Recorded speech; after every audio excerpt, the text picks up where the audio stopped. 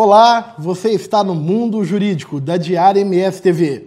E hoje eu estou aqui para mais uma daquelas nossas entrevistas especiais, porque eu recebo no nosso programa uma pessoa que, além de ser um ícone da advocacia, talvez do cenário nacional, é também um amigo muito querido. Dr. Mansur Elias Carmouche, é uma honra recebê-lo aqui conosco. Bom dia, Wander Medeiros, bom dia a todos os telespectadores do Diário MS aqui, que estão aqui nos ouvindo, né? Que é prazer estar com você aqui, meu dileto amigo de longa data. Gostaria aqui também de externar meus cumprimentos a toda a advocacia de Dourados região, na pessoa dos nossos conselheiros estaduais, Dr. Orêncio Serrocami, meu amigo de longuíssima data, e também Dr. Márcio Fortini. Gostaria aqui de externar os meus cumprimentos a todas as advogadas, no nome da doutora Gilvane Bezerra, uma pessoa querida, amiga, né? É sempre um prazer voltar a Dourados, estar com vocês aqui, né? Para sentir essa energia vibrante, né? Da advocacia mais pujante aqui do nosso estado, né? Então é um prazer enorme estar aqui com vocês. E na verdade, Mansur, eu não denunciei no começo da entrevista para quem está nos assistindo, mas você veio aqui porque hoje você ocupa o cargo de presidente da OAB do estado do Mato Grosso do Sul.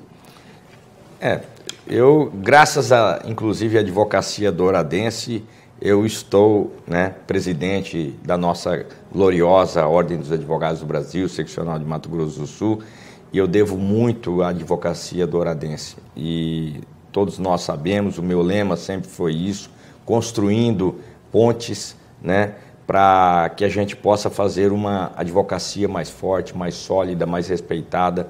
E vocês têm me ajudado de forma ímpar nessa caminhada. Não é de hoje que nós estamos juntos, né? E tenho certeza que vocês estão dando, na história da advocacia, um passo muito importante, né? Com esse trabalho que tem desenvolvido, e principalmente você, Wander. Não, que é isso. Na verdade, nós adiantamos um pouco a entrevista, Mansur, porque aqui no Mundo Jurídico eu sempre gosto de começar por uma coisa que é fundamental, porque o nosso programa é muito assistido pelos jovens. Então, quando a gente fala de uma pessoa como você, que tem um destaque, claro, você não vai falar sobre si próprio, mas eu posso falar, a entrevista vai revelar isso, você colocou a OAB do Mato Grosso do Sul num cenário de protagonismo nacional. Mas eu quero saber o seguinte, Mansur, o que te motivou a vir para o mundo do direito? A sua família de juristas, o pai, influência da família, como que foi a sua entrada no mundo do direito? Eu sempre fui de conversar muito, né? E sempre fui de fazer muita amizade. Então, o que acontece? Meu pai é comerciante, a minha família inteira chegou aqui no estado de Mato Grosso do Sul desde 1930 e todos eles são ligados ao comércio, né? Minha família tem a primeira loja de material elétrico de Campo Grande, mais de 60 anos, Eletro Alvorada, que eu me orgulho muito de ter trabalhado lá desde dos 8 até os 18 anos, até entrar na faculdade, eu trabalhei na loja do meu pai. Então, assim, eu sempre construí amizades. Então, sempre fui muito falante, sempre tive essa vontade de estar com as pessoas, gosto de pessoas, gosto de gente. Então, isso me motivou a fazer direito, era um curso que eu me encontrava. Mas na sua família, avô, pai, irmã, advogado, não tinha ninguém? Não, meu avô veio da roça, né? Trabalhou na roça, meu pai também trabalhou na roça, o primeiro ofício dele foi alfaiate, né? Meu pai foi alfaiate, e aí ele morava, na antiga Palestina, ele morava no Líbano, né? Veio da Palestina, onde ele trabalhava, e veio trabalhar aqui em Campo Grande. Seus pais são imigrantes libaneses, então? Libaneses, meu pai e minha mãe.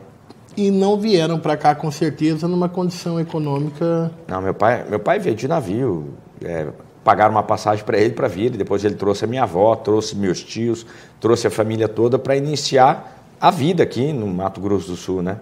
E nós, então, somos originários de um outro país, né? Mas nós temos um orgulho muito grande de viver aqui no nosso estado, no nosso país, e ter contribuído para esse crescimento do país. Você já nasceu aqui no Brasil. Eu nasci em Campo Grande. Nasci em Campo Grande. Mas com essa ascendência árabe, porque os pais vieram do Líbano. Exatamente. Essa imigração, ocorreu um processo migratório muito forte, né, no início do século XX e no Brasil, principalmente das colônias japonesas e árabes aqui no Mato Grosso do Sul. E nessa leva vieram meus pais, meus tios, avós, muitos migraram para cá e foi um processo muito bom, porque eu acho que essa miscigenação de raças construiu uma característica de um povo cordato, um povo trabalhador, um povo honesto. E aqui em Mato Grosso do Sul nós temos uma colônia árabe muito grande, né? E a escolha pelo direito se deveu, então, ao seu bom relacionamento com as pessoas? Eu me dava muito bem, né, desde criança, né? Então sempre fui muito falante, sempre tive amizade com todo mundo, né? E eu acho que me levou naturalmente a fazer o direito, né? E você se formou em qual universidade? Eu me formei na Universidade do Oeste Paulista em 1991. Em 1991. Então nós já estamos falando de quantos anos de advocacia? 27 anos. 27 anos de advocacia. 27 anos. E como que foi, Mansur, 1991, sem tradição familiar na área do direito, entra na universidade, teve que ir para fora, porque em São Paulo, você morando em Campo Grande. Uhum. Como que foi essa vida do acadêmico Mansur? O que aconteceu? Isso já retornando para Campo Grande, foi muito bom lá em Prudente, eu morei lá 4 anos, fiz a faculdade, depois eu passei no exame de ordem naquela época ainda, e vim para cá e vim trabalhar justamente com o Dr. Abrão Razzuc, que você conhece. Entrevistado aqui do mundo jurídico. Exatamente. E o Dr. Abrão foi uma pessoa que me abriu as portas e eu tive uma oportunidade no escritório dele. E em outubro de 92 eu montei meu próprio escritório lá em Campo Grande, do lado da rodoviária, e comecei minhas atividades lá. Era um escritório grande, amplo, que eu soubesse, tem uma fama esse escritório do lado da rodoviária. Não, tem uma fama lá, é um escritório do lado da rodoviária, e aí tem uma história interessante que meu pai não tinha condições de comprar um terminal telefônico, né, para a gente falar, advogado sem telefone, né? Era muito difícil, eu dividi um telefone com um cabeleireiro, né? E aí foi assim que eu comecei a minha profissão, então dividindo um telefone com um cabeleireiro, um cara sensacional. E aprendi muito, né? Então com isso eu acho que a advocacia também é um exercício de paciência, de determinação, de sabedoria, né? De humildade também. A gente tem que ser humilde às vezes para conseguir as coisas, sem ser subserviente, mas nós temos que ter isso em mente, que nós servimos, a nossa profissão, como todas as outras demais, Ministério Público, magistratura, são profissões que servem os outros. E a advocacia não é nada mais do que servir as pessoas. E é esse o nosso objetivo, e principalmente na OAB, a gente tem feito esse papel, de servir as pessoas. Bom, nós estamos falando de 1992, você veio do estágio com o doutor Abrão. Uhum. No estágio você fazia o que lá com o doutor Abrão? Aprendi a peticionar, né? Porque como eu na faculdade eu não tive oportunidade de ter feito muito estágio em escritórios, né? Ali no doutor Abrão eu tive essa experiência prática de fazer petição, protocolar, ir no fórum, conhecer os juízes, despachar. Então, tudo isso eu fui aprendendo no escritório. Então, é importante a gente estar no escritório. Mansur, eu acho interessante, porque pensando nesse programa, como eu te disse, é muito assistido pelos jovens, você está nos contando uma trajetória de alguém que não é de uma família de tradição em direito, que se formou, foi estagiar no escritório já formado, que o normal seria fazer estágio durante a faculdade, abre um escritório de um lado da rodoviária junto com o cabeleireiro, dividindo o telefone, e depois tem uma trajetória fulgurante de crescimento, de realizações e tudo mais. Qual seria um pensamento que você tem em relação ao jovem que se forma hoje, as dificuldades que ele enfrenta e o contraponto que você faz dessa sua história? Veja bem, nós temos até, e isso aí sempre foi uma limitação, principalmente qualquer profissão, para você se inserir no mercado de trabalho, talvez seja um dos pontos mais difíceis. Primeiro, você ser conhecido como advogado, ser respeitado como advogado e ter essa inserção perante uma clientela, né? Mostrar serviço, que é capaz de atender, resolver o problema do cliente e tá com isso angariando uma clientela. O que me abriu as portas foi justamente a OAB. E você vai me perguntar por quê? Porque quando foi em 1994, um colega meu acabou me chamando, olha, vamos lá na OAB, vamos começar a trabalhar. eu entrei na Comissão de Direitos Humanos. Tinha 3 anos de formado. 3 anos, 2, 3 anos. Então, assim, não tinha muita coisa para fazer, né? Principalmente o começo, né? Com essa dificuldade toda, né? Vindo de uma família que também não tinha, assim, histórico na advocacia, e nada contra quem tem ou quem não tem, isso não é o mérito da coisa, mas tem uma dificuldade maior, lógico, quando você não está no ambiente. E aí eu comecei na OAB, fui fazer trabalho nos direitos humanos, né? Nos presídios, onde tinha uma superlotação muito grande. Aí nós fizemos um trabalho também contra a violência nos trotes, nas universidades federais, naquela época, a Universidade Federal, na UCDB, FUCMAT, e nós começamos assim, fazendo trabalho, fazendo a defesa dos colegas dentro da própria OAB. Então foi assim que eu comecei minha trajetória, e isso me deu um conhecimento e me deu uma visibilidade muito grande. E eu sempre digo hoje, até para os jovens advogados, entrem na OAB, procurem a OAB, porque ela é o canal de acesso a você com a sociedade. Então, aquilo lá no passado me conduziu a estar onde eu estou hoje. Eu poderia dizer, Mansur, que é por isso que durante essa sua administração como presidente da OAB, você abriu tanto espaço para os jovens? É por essa sensibilidade? É porque eu passei isso na pele. Então, assim, eu fui conduzido nesse processo para dentro da OAB de forma natural. Se você for ver o histórico, quem conhece a história de OAB, eu fui conduzido de forma natural para a OAB. Pelo trabalho que eu já tinha feito, participação, também. E isso foi uma coisa que acabou me conduzindo para dentro da OAB. E quando eu cheguei lá, eu fiz questão de fazer algo diferente. Porque se fosse para fazer o que todo mundo já tinha feito, eu talvez não me sentisse bem. Então eu consegui fazer alguma coisa do meu jeito, né? Lógico que ouvindo todas as pessoas, você não faz nada sozinho, mas eu acabei fazendo algo do meu jeito. Então eu abri a OAB, eu democratizei as decisões, não existe decisão isolada, por exemplo, da presidência.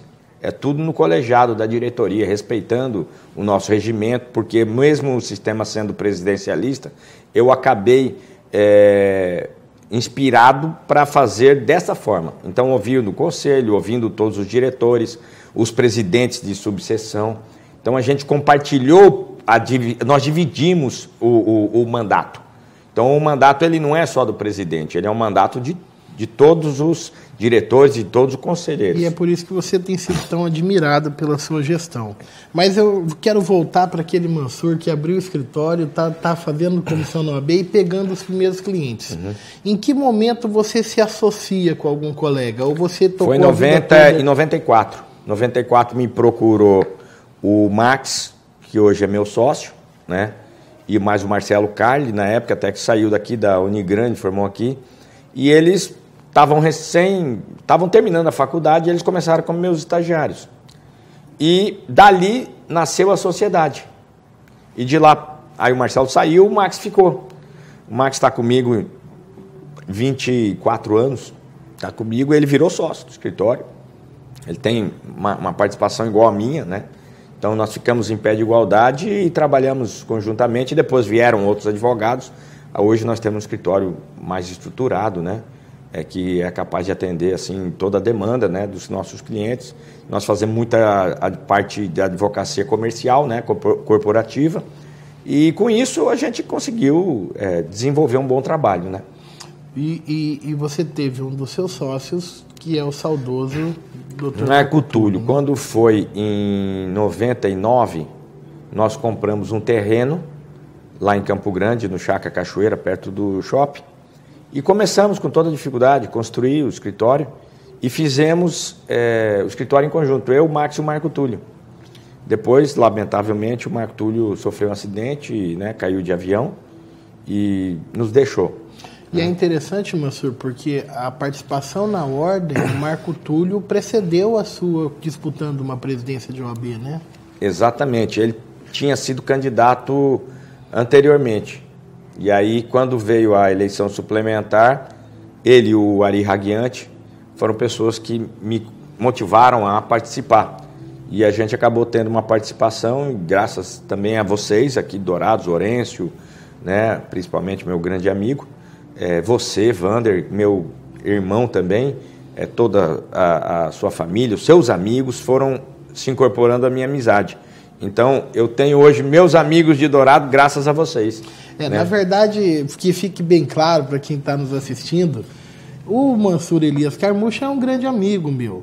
Eu já disputei a eleição, eu sempre já tratei disso aqui no mundo jurídico, a presidência da OAB aqui em Dourados, em coligação com o Mansur. Ele era candidato a vice-presidente nessa eleição suplementar que eu vou explicar para você como é que é. E nós nos tornamos amigos assim de uma relação muito próxima.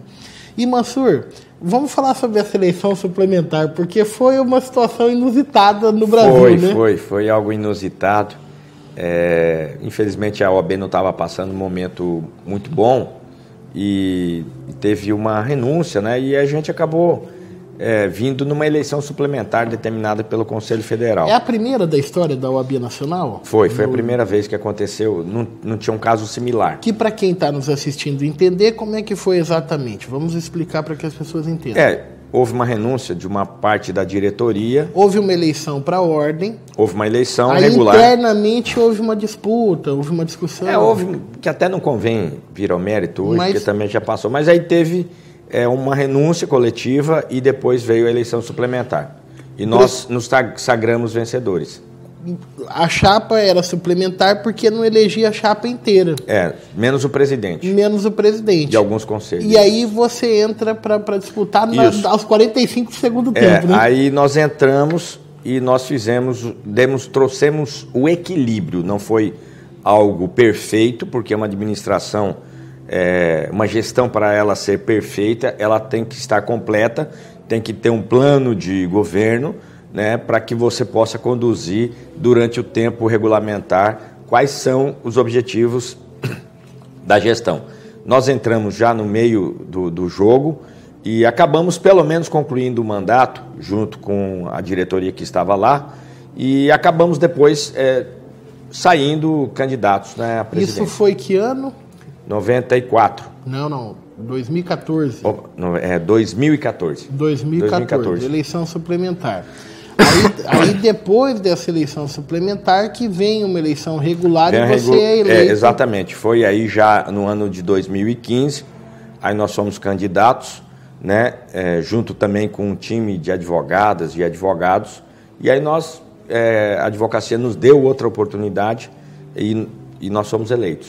Foi nessa ocasião que a gente teve chapa conjunta. Eu era candidato aqui em Dourado, você candidato lá em Campo Grande. Exatamente. E foi sem dúvida uma eleição muito disputada, né? Foi bonita, a eleição foi bonita. Eu acho que a democracia, ela tem essas nuances que a gente tem que sempre extrair. E eu acho importante sempre a disputa, as críticas. A gente acabou entendendo como é que é ser dirigente de uma instituição dessa grandeza, né? E não é fácil, principalmente para você inserir a instituição a nível nacional, para ser reconhecida pelo seu trabalho, pelo seu prestígio, pela sua inserção, pelas suas ações. Isso tudo é um trabalho que tem que estar muito bem coordenado, né? Então a gente acabou conseguindo conduzir nessa forma. E os seus maiores desafios como dirigente da ordem vieram daquele mandato suplementar ou depois que você assumiu a presidência? Porque tem um número de feitos muito grandes, né, Mansur? Tudo é um desafio. O desafio foi entrar na suplementar, o desafio foi concluir aquele mandato, depois o desafio foi ganhar a eleição, o desafio foi mostrar serviço, o desafio sempre é diário. Porque não acaba nunca, é infindável. Nós temos questões relativas às prerrogativas dos advogados, que são a chave de ouro da nossa profissão, né? E você tem que sempre estar com uma mente nas prerrogativas e uma mente no Estado Democrático de Direito. E fazer esses dois pilares que andam paralelos, eles serem conduzidos de modo a não balançar suficiente para quebrar, é uma tarefa difícil. Quando você fala de prerrogativas, houve uma circunstância em que há um projeto que está sendo capitaneado aqui criminalizar, aliás, para quem está nos assistindo, o que são prerrogativas, Mansur? É um conjunto de instrumentos que faz com que você possa exercer o contraditório e ampla defesa no Estado democrático de direito. Se avistar com seus clientes no momento que for, ter acesso a processos, autos, inquéritos, você ter acesso a juízes, desembargadores, promotores, delegados de polícia, sem nenhum tipo de restrição, ir aos presídios, visitar os seus clientes, fazer com que você possa, sim, exercer o seu direito sagrado da defesa. Então, isso é um papel muito difícil de ser, às vezes, compreendido por algumas autoridades, que misturam a figura do advogado com a figura daquela pessoa que está sofrendo um processo. Que deixe-se bem claro, poucas autoridades, mas, infelizmente, nós temos algumas que não respeitam essas prerrogativas, achando que vão fazer justiça de qualquer jeito. Isso acabou, nós estamos no século XXI. Ou se faz justiça dentro da lei, ou nós não temos Estado democrático de direito, nós voltamos à barbárie. Isso nós não queremos. Por que a ordem participa de forma ativa e firme com relação a isso? E aí vem o projeto que criminaliza as nossas prerrogativas, que foi algo pensado por esta gestão, junto com os nossos conselheiros federais, que fomos à senadora Simone Tebet e argumentamos com ela que havia essa necessidade de se criminalizar a violação das prerrogativas. E a senadora Simone Tebet foi uma grande parlamentar, uma grande defensora dessa ideia, e ela avocou para si esse projeto, fez com que fosse aprovado o projeto de lei vindo do Senado, que é um PLS, vindo do Senado, projeto de lei do Senado, aprovou a criminalização da violação das nossas prerrogativas. Esse projeto voltou para a Câmara dos Deputados e foi aprovado na CCJ por 32 a 3 votos contrários. E é um projeto que, para muitas autoridades, e certamente aqueles que violam a lei, é um projeto muito ousado, que pode diminuir o desenvolvimento dos trabalhos. E eu acredito que quem fala ou quem usa esse discurso, para mim, é demagogia e também muita hipocrisia, porque nenhuma profissão está acima da outra.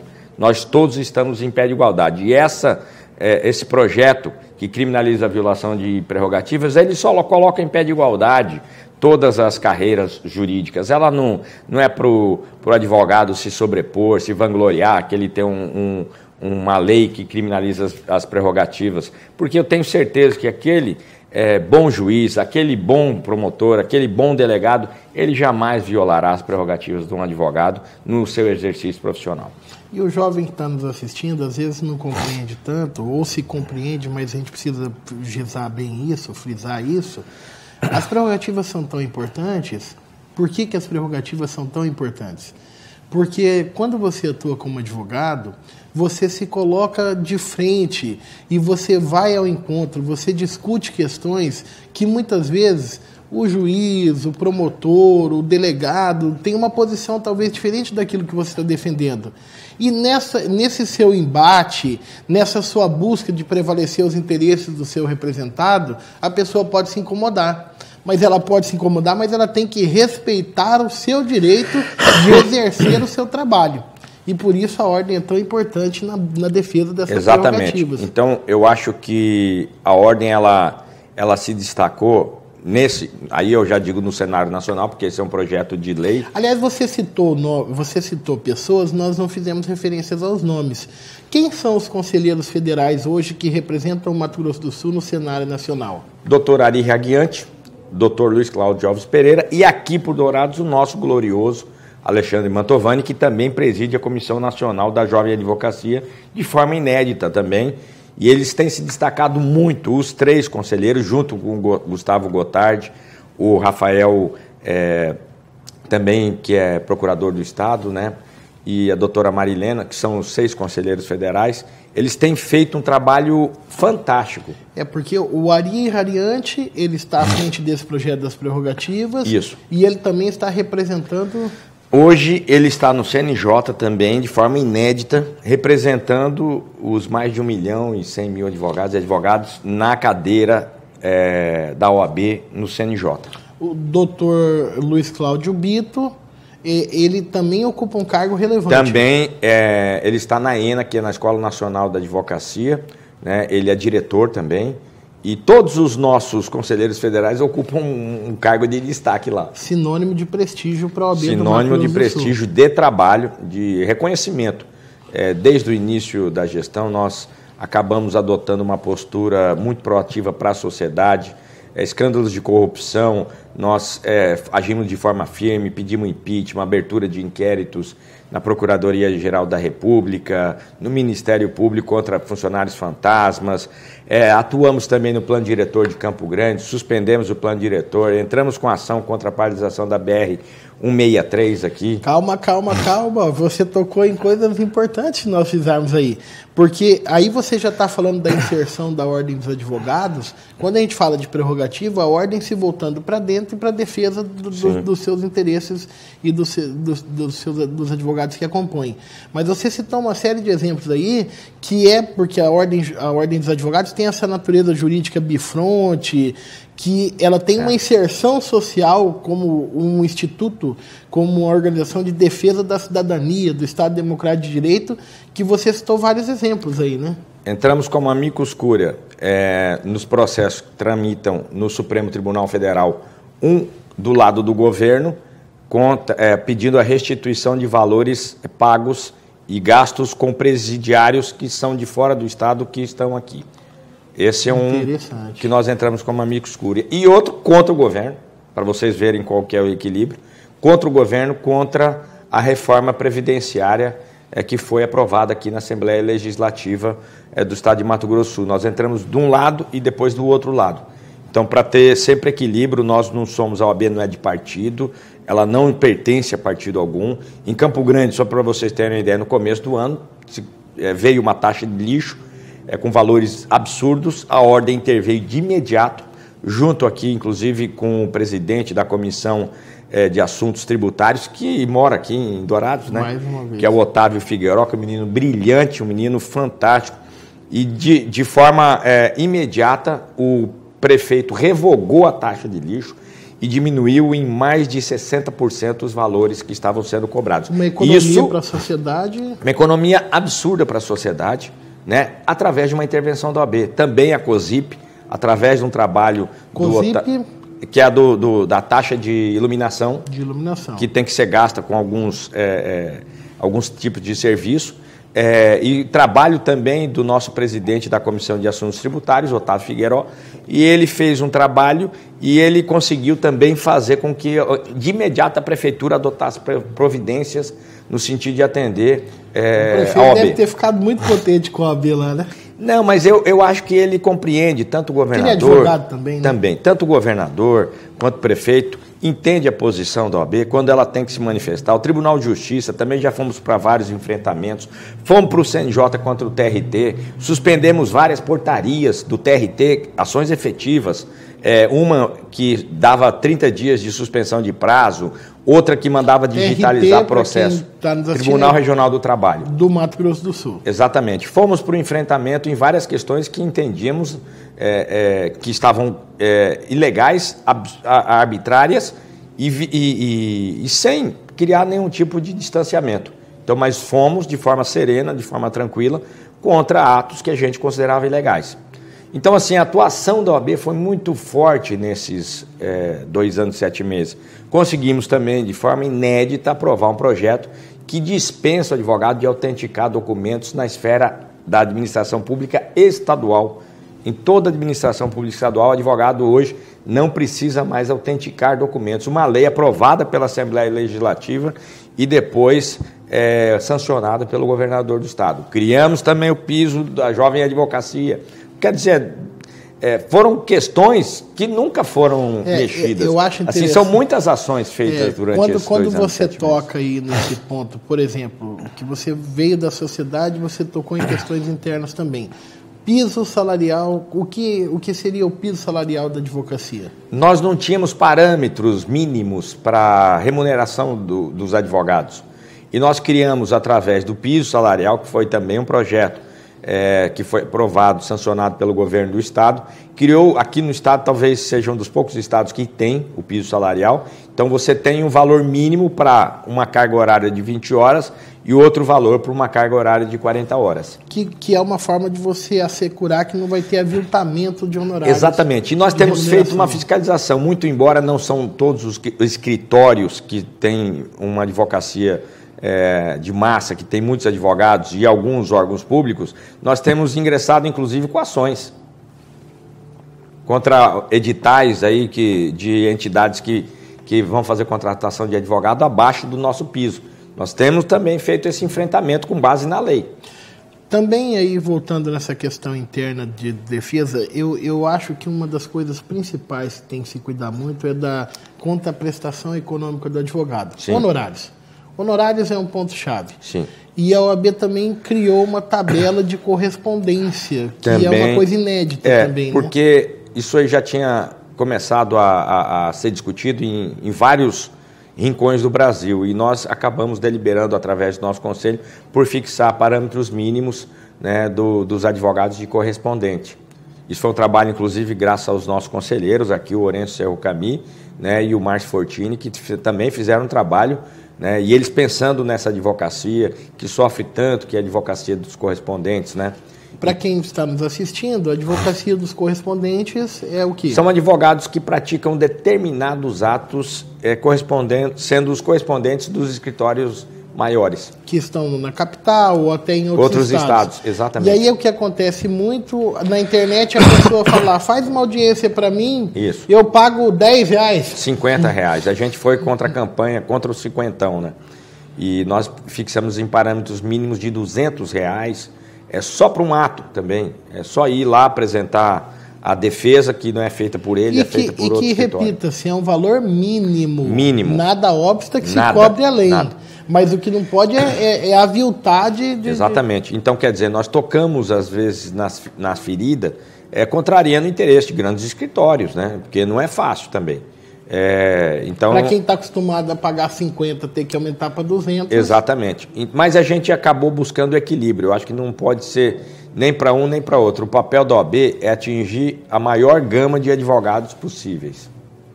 Quando você fala em CNJ, o que se destaca da atuação da OAB no CNJ? Quando nós pegamos um ato que não condiz com o exercício profissional, nós recorremos ao CNJ. Nós temos alguns recursos, como o Tribunal de Justiça, exigência de procuração, renovação de procuração em precatórios. Também a liberação de alvará diretamente para a parte, sem ser através do seu procurador. São questões que nós estamos brigando lá no tribunal. Depois, hoje na área previdenciária tem um problema que os advogados previdenciários estão enfrentando recente. RPV, mas nós conseguimos reverter. Nós conseguimos reverter uma parte, mas nós temos algumas situações pontuais de alguns juízes que não respeitam o destaque de honorários. Porque o que acontece? Vamos explicar para quem está nos assistindo. O advogado ele faz a ação na área previdenciária e aí quando chega no final do processo ele vai receber os seus honorários. Os honorários contratuais que ele contratou com o cliente de 20%, 30%, pode até ser de 40% pela tabela da OAB. E aí ele junta o contrato de honorários no processo e fala, senhor juiz, destaque o meu percentual de honorários nesse processo. E isso sempre funcionou muito bem, mas agora em 2018 surgiu um posicionamento que iria parar de fazer esse destaque, que aí está violando a prerrogativa do advogado receber os honorários. E aí vocês já conseguiram reverter isso? No Conselho Nacional da Justiça Federal, nós conseguimos, através do ministro Raul Araújo, que ele revisse a posição dele, e ele reviu. E aqui deixo registrado também que a presidente do TRF3 foi de uma grandeza também, nos auxiliou bastante, a desembargadora Terezinha Caserta, que é uma grande desembargadora. Ela nos ajudou muito quando eu também fiz o pedido para que ela fizesse essa informação, né, passasse para os juízes de primeiro grau. Ela fez isso e o TRF3 ele tem atuado bastante firme nessa questão e tem nos atendido em todos os nossos pleitos, assim como o Tribunal de Justiça também. Atualmente, inclusive, estamos aqui para instalar a segunda vara de família, né? Foi um pleito antigo, né? OAB interveio, assim como foi na elevação de de Rio Verde recentemente, mas em outras comarcas também conseguimos elevação de comarca, conseguimos colocar mais juízes, preencher as vagas onde os juízes estavam ausentes, cobramos sistematicamente o preenchimento de vaga de funcionário que estão aposentando, ausência de funcionário, aumento dessa demanda. Isso é uma cobrança constante com o Tribunal de Justiça e é um trabalho difícil, que a gente sabe que tudo isso gera custo e a gente tem que fazer pedido porque atende a demanda da advocacia. Mansur, você citando exemplos da Ordem trabalhando internamente na defesa das prerrogativas dos advogados, mas trabalhando também pela sociedade. Vamos pegar o exemplo da BR-163, que foi a ação que vocês entraram. Nós entramos ano passado, quando se anunciou que ia paralisar a obra, nós entramos com a ação. Para evitar de paralisar a obra. E se paralisasse totalmente para parar de cobrar o pedágio. E aí eles foram forçados a continuar. O que aconteceu? Nós tivemos audiências junto com eles, o Ministério Público Federal interveio depois, né? Mas a ação é nossa. Aí nessa audiência eles pegaram e se comprometeram a formular um plano de retomada do serviço. Recentemente eu ouvi dizer que eles querem abandonar a obra, né? Mas infelizmente essa não é uma autonomia nossa, saber se vai continuar ou não, mas nós vamos adotar medidas, inclusive se for realmente paralisar, para que deixe de pagar o pedágio também. Essas atuações da Ordem, quando ela vai para dentro da sociedade, para defender a sociedade, eu posso dizer que é isso que vai dando prestígio e vai resgatando a Ordem para o papel de protagonista dentro da sociedade? Só para vocês terem uma ideia, um fato inédito, nós estamos trazendo o ministro Raul Jungmann e um general do Exército, que é ministro da Defesa, agora em Campo Grande, através do senador Pedro Chaves, que também nos ajudou, para discutir segurança pública em Mato Grosso do Sul. Uma comissão inédita na OAB, nunca teve comissão de segurança pública, que está sendo feita, discutindo o TCO, discutindo segurança nas fronteiras, discutindo segurança nos bairros. Isso é o papel da OAB. Isso não é discurso, isso é prática. O ministro está vindo agora, de forma inédita.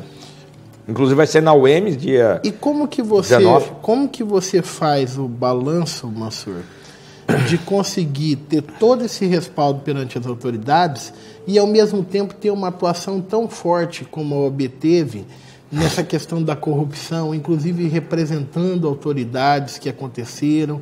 Como que você encontra esse equilíbrio de forças dentro desse processo? É fazendo de forma impessoal. Sendo respeitoso até para pedir afastamento de presidente de tribunal. Como que foi o que aconteceu aqui. Exatamente. Sendo impessoal, a minha questão não é pessoal contra ninguém.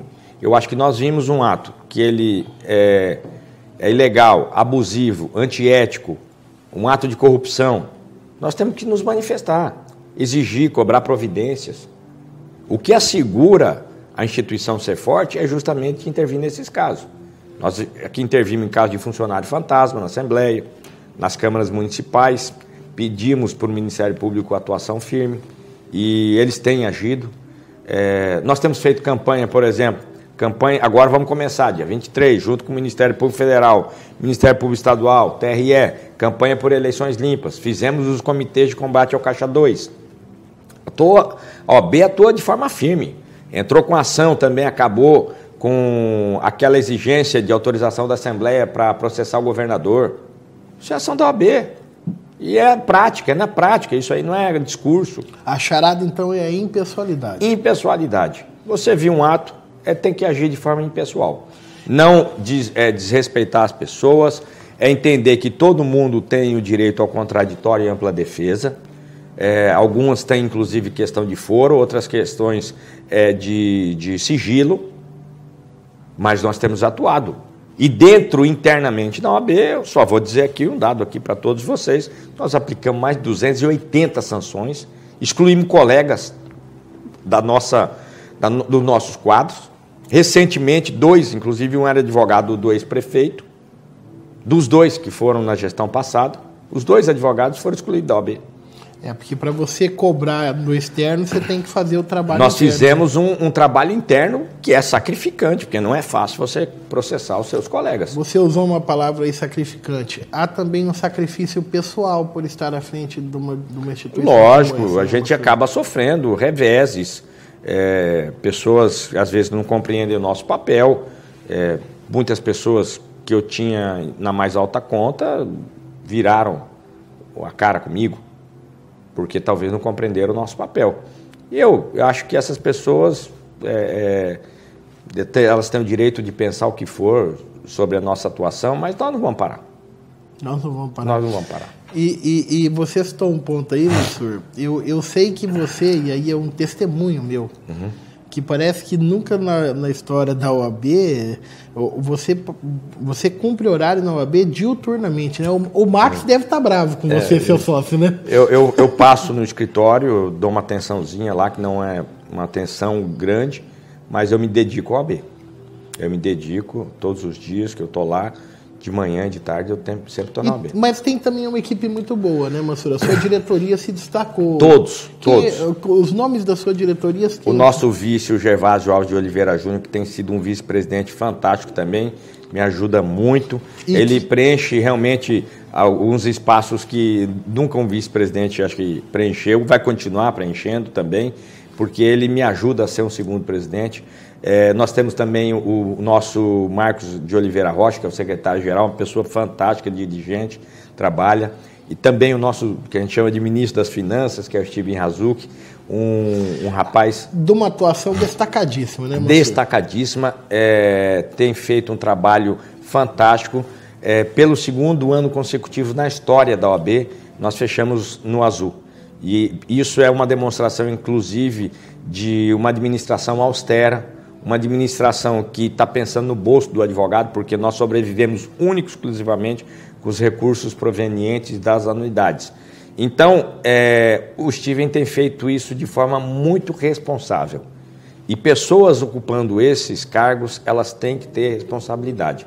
Tudo que a gente faz é pensado tanto na advocacia, na sociedade e nos reflexos que os nossos atos provocam pelas administrações em geral.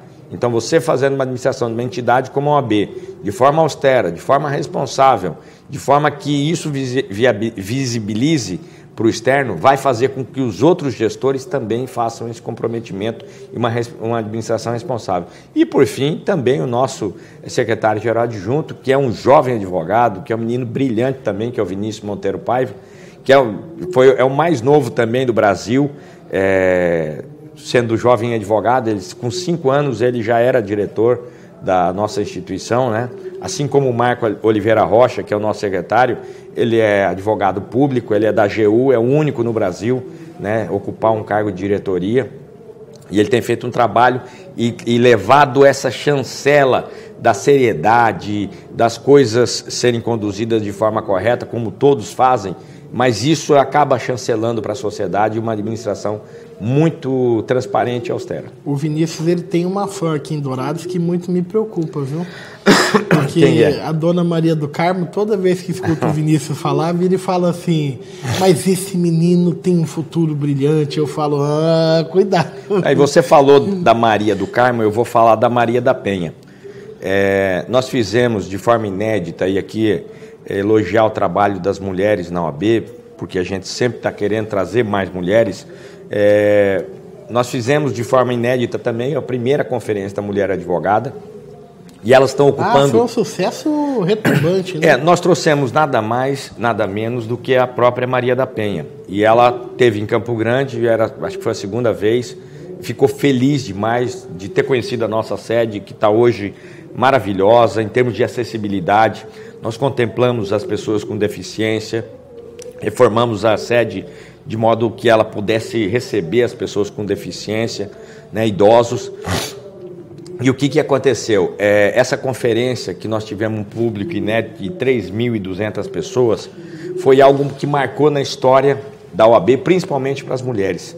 Porque elas fizeram a conferência sozinhas, nós demos, assim, elas me pediram e eu incorporei com elas, e elas tiveram, assim, autonomia para fazer tudo do jeito que elas quiseram. E o que me deixou mais feliz foi que elas tiveram tanto sucesso, mas tanto sucesso, que elas ficaram muito felizes, e eu sempre disse para elas, falei, na nossa administração, vocês é quem mandam. Nós somos inspirados por vocês. Sabe a decisão, Exatamente. E elas têm feito esse trabalho, ocupam posições de destaque na OAB e que fazem a diferença na ação, não ficar só no discurso, mas na ação elas têm feito a diferença. Não, a gente percebe aqui em Dourados, por exemplo, a Associação dos Novos Advogados, ela é dirigida por uma mulher, a doutora Raíssa Moreira.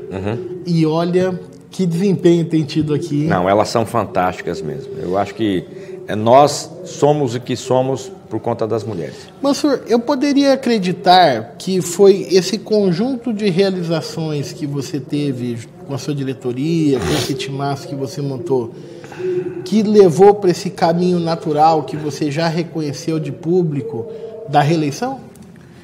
É um desafio que nós vamos enfrentar lá na frente, né? Nós teremos esse ano eleições e pensando nisso, conversando e ouvindo as pessoas, lógico, ouvindo a diretoria, o conselho, acabamos formulando uma ideia, né, de ir para a reeleição. Que é algo que já aconteceu aqui no Mato Grosso do Sul. Já ocorreu. Nós tivemos, inclusive, uma mulher advogada que foi presidente, doutora Helenice, pessoa fantástica, querida, né? Demais da advocacia, que também foi presidente 2 vezes, 2 mandatos.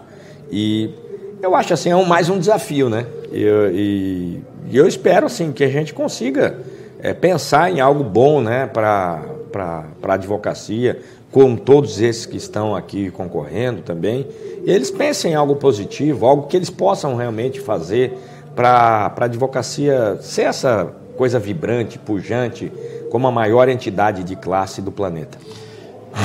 É um ponto, né? E você vai ter um compromisso aqui comigo no mundo jurídico. Eu faço questão de te entrevistar novamente aqui daqui 3 anos para fazer um score desse novo mandato, que eu não tenho dúvida de que será de muito êxito pelo desempenho, pelo resgate da OAB ao seu papel de protagonista, que é algo que no Mato Grosso do Sul se destacando. Quando você imagina aqui em Dourados, por exemplo, pela atuação do Dr. Alexandre Mantovani, nós trouxemos nomes luminares do direito nacional, você percebe que está no caminho certo. Quando você percebe que em Campo Grande, pela atuação destacada da OAB, faz um evento com 3.500 pessoas, que é uma coisa sem precedentes, você percebe que está no caminho certo. E fizemos outro também, que foi na abertura da ESA, né, do ano jurídico, com o desembargador Guilherme Nutti, 3.100 pessoas, e deixo aqui registrado que a ESA de Mato Grosso do Sul tem se destacado no cenário nacional. Em 2 anos e 7 meses, fez mais de 520 eventos jurídicos. É muita coisa na capital e no interior, que foi prestigiadíssimo. Eu acho que é isso que é o mais importante, é você levar para todos os rincões, não fazer diferenciação entre quem está na capital e quem está no interior. Então, todo mundo teve acesso. Eu acho que isso foi uma coisa que nos deixou muito satisfeitos. Ontem, Mansur, você vem a Dourados para fazer essa entrevista no mundo jurídico, mas também para a inauguração de uma obra da reforma da Caixa de Assistência aqui. Exatamente. Foi um marco histórico para nós, essa revitalização ali do espaço gourmet. Por quê? O advogado, ele vive às vezes de embates, mas nós precisamos trazer ele para mais encontros do que confrontos, como diz o nosso presidente Lamarck. E foi inspirado nisso, né, a pedido dos nossos conselheiros aqui, né, o doutor Mantovani, o doutor Orense, o doutor Márcio Fortini. E olha que foi um trabalho insistente aqui para a gente conseguir recursos, mas nós não medimos esforços para ter feito isso, porque eu acho que a gente acaba alcançando um objetivo, que é trazer a advocacia para o seu verdadeiro lugar, para que ele possa amanhã discutir ideias para melhorar a nossa classe. E a rigor aqui em Dourados, que é a segunda obra que você conclui aqui, né? A reforma da 4ª subseção foi conclusão já nessa gestão. Tivemos alguns problemas na gestão passada, mas nós, primeira coisa que nós fizemos foi concluir a reforma, porque a gente não achava justo ter uma subseção com a importância aqui, que é a maior subseção, ter uma obra paralisada, né? Então nós acabamos concluindo, mesmo com dificuldades financeiras que nós enfrentamos desde o início, mas nós assumimos a responsabilidade e concluímos para mostrar também que nós somos para todos. E por isso é tão querido por todos. Mas, Mansur, você sabe como é que é, assim, não, você sabe que eu não tenho nada a ver com isso, Mansur. Tem certeza, diretor? Eu não, eu sou obrigado, Mansur. Aqui eu sou obediente ao diretor do programa. E no finalzinho da nossa entrevista tem um momento que eu tenho que te pôr em panos quentes. Então não tenho nada a ver com isso, é coisa do diretor. Mas nessa TV que está aqui agora, eu vou ver aqui. Tem certeza, diretor? Então tá bom. Olha lá, ó. Ah, Mansur, Neymar e um copo d'água. Seleção 2022. Será que a gente ganha? Olha, é um desafio grande, hein? Que pena que já foi eliminada tão cedo, né? Mas o Brasil, ele como um todo, precisa ser repensado. A seleção brasileira é um reflexo do povo brasileiro. E eu acho que nós temos um momento importante que se avizinha, que são essas eleições para presidente da República, para governador. E eu acho que é uma chance muito grande do povo pensar na reforma, na oxigenação do parlamento com pessoas decentes, pessoas éticas, pessoas que tenham moral, para que a gente possa renovar esse Brasil. Depois disso, a gente vai pensar na seleção brasileira. Então você saiu bem da primeira. Vamos ver a próxima. Opa, intervenção federal no Rio de Janeiro, Mansur. Eu só observo. Eu acho que nós somos contra qualquer tipo de intervenção. Acho que o cidadão do bem, que paga os seus impostos, ele tem que exigir dos governantes, eleitos democraticamente, que sejam responsáveis e façam aquilo que a sociedade quer. Então, o Rio de Janeiro chegou nesse caos instalado por conta da corrupção, das mazelas do poder público e de termos colocado pessoas sem nível, sem qualificação, que só pensaram em dilapidar o patrimônio angariado ao longo dos anos da sociedade. E isso aí que nós estamos vendo hoje é um reflexo, uma medida paliativa, que eu não sei qual que vai ser o efeito. Botaram o exército, inclusive, numa fria, né? Mas eu espero que eles acabem saindo de lá. Eu acho que isso aí também tem uma jogada política da própria presidência da República para parar muita coisa que estava no Congresso. Mas eu sou contra. Eu acho que o Exército cumpre o seu papel fiel como está na Constituição. E, aliás, tem feito um trabalho exemplar para a sociedade, não deixando que meia dúzia de malucos venham com essas ideias de intervenção militar que só colocam o povo refém de um sistema autoritarista. Eu prefiro sempre, como eu digo, viver no Estado democrático de direito do que no regime militar. Para os males da democracia... Mais democracia. Mansur, e aí é o seguinte, pensando agora, nós estamos caminhando para o final da nossa entrevista, que é um programa assistido por jovens advogados.